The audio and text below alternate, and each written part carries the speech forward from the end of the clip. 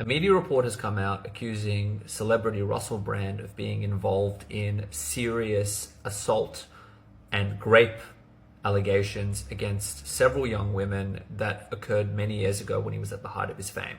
Russel Brand has replied saying that these are absolutely unfounded allegations. I deny them entirely, and that this is part of a campaign to discredit and destroy me.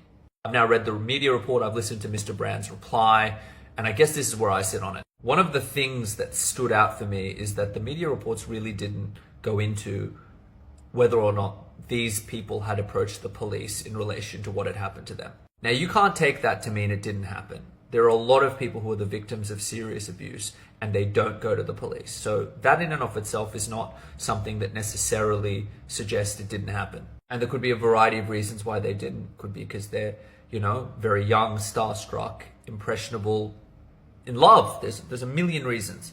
But it's very difficult to protect your reputation in relation to allegations made many years ago that weren't investigated by an impartial third party, such as the police, and that you now have to go on the defensive and say it didn't happen.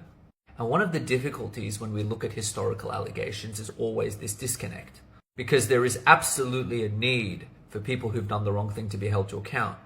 But there's also a need for people to be able to go about their business. And if the passage of time has occurred, details have been forgotten, and they're not able to launch a meaningful defense in service of their reputation, for that to be accounted for. And that's a really hard balancing act that we as a society have not mastered. Because the reality is a person's reputation does matter. It matters substantially. It's an important thing that needs to be respected. That is, of course, if you yourself are adhering to the deal, you're not doing the wrong things.